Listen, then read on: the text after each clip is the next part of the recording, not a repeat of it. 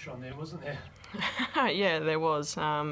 It's obviously unfortunate to lose early wickets in the power play when we know, I guess, how damaging our top order can be, but I guess that's the beauty of our team. We bat right down to the bottom, and I was glad when I went out to bat, I was batting with Meg, and she's such a calming influence and just basically told me to stick to my strengths, and I tried to do that for as long as possible.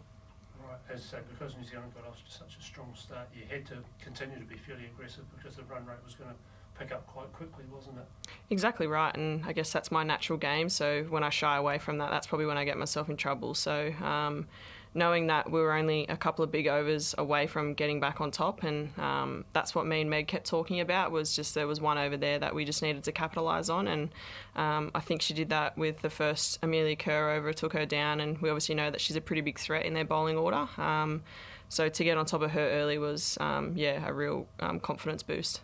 Was that something sort of pre-planned, that, as you say, you know how dangerous she is? She's kept sides restricted in domestic cricket, and you've seen a bit of her in international cricket. Was that pre-planned to sort of see if you can get on top of her early, because knowing that she's very likely to bowl 4 overs for them? It's probably not something we talk about, but we know as a group we kind of have to do that, and I guess the luxury that we have is we have so many left and right hand combinations throughout the order. Obviously she only bowled to right-handers tonight, but I think getting on top of her early just gives us more confidence, and they probably lose it a bit knowing that she is a real threat in their bowling order, who takes a lot of wickets and does restrict teams. So I guess that was one thing personally tonight that I wanted to try and do, was stay on top of her, and thankfully, like I said, Meg obviously got on top of her early and probably put her confidence down a little bit, but yeah, it was just pleasing to stay out there till the end, to be honest. And how did you feel chasing 130 after they batted? We knew that potentially it was probably under par, but in a night game, we haven't played a night game in a very long time, and being in different conditions to home as well, the ball was obviously sliding on, and it was really hard to get up and under when they bowled a really good length, and I think they did that pretty well tonight. They were pretty consistent with the lengths that they were hitting, and made it hard enough for us to score the runs, but thankfully we got there in the end. So from a bowling perspective, pretty happy with those 20 overs?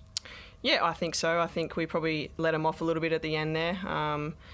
I think they were like 69 after 13 overs, so from that position we probably let them get a few too many, but I guess with our bowling attack we know that we can come back pretty well, and I guess that's what we did, and then we just had to stick to our strengths with the bat, and thankfully it came off tonight.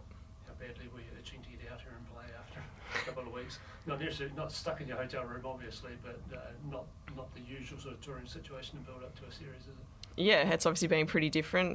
We haven't played in the Australian colours for a very long time, and funnily enough it was obviously against these guys, but after spending 2 weeks in quarantine, 2 weeks probably doesn't seem that long in the scheme of things, but when you're only allowed out, I guess outside of the hotel for 4 hours a day, the rest of the day can seem pretty long and pretty monotonous when you're just training and then going back to the hotel, but it's so great to be playing back out here in New Zealand, and actually to have crowds as well. It's creates a really cool atmosphere as well. Is it nice to be part of these double headers? Absolutely. It's awesome to play with the men, whoever it is, and obviously they got some great support, and it's fantastic to see the people that stuck behind and stayed for our game as well. We just see how the women's game is growing, and to have the backing of all those fans as well was fantastic to see. Cool, I think we're done in here, guys, so we might just go through the list. Andrew, I'll start with you if you've got anything for Ash. Thanks, Lucy. Hi, Ash. Could I just have a quick word about Taylor's comeback? First over back in the Australian team for more than a year. She hits 120 Ks in that first over bowls are made now. How good was just that performance from her to see her back like that tonight?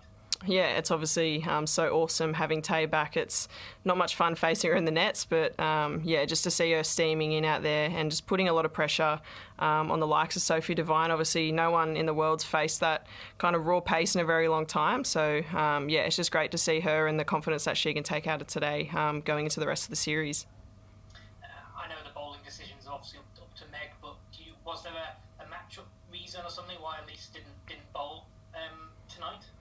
I guess we just got so many bowlers, and if matchups come into play, obviously Tay was probably always going to bowl her 4 overs, which potentially took overs from Pez because they do a similar thing. But in saying that, we've got people that do all different things throughout our bowling innings, and I guess it just comes back to probably having too many bowlers for Meg to choose from.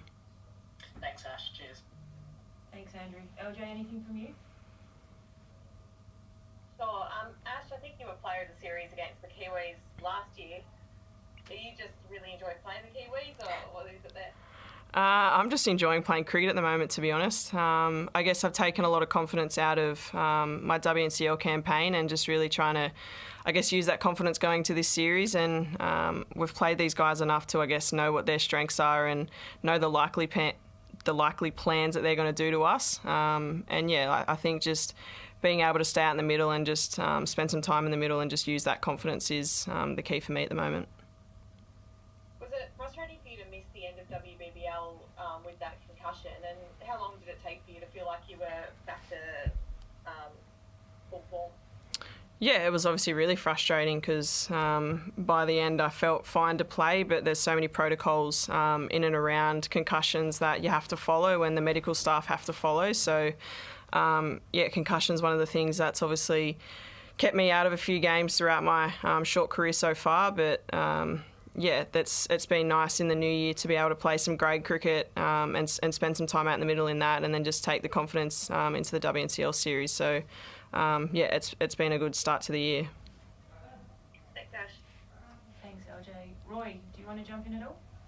No, mine were covered, so thank you so much. Awesome. Mel, anything from you?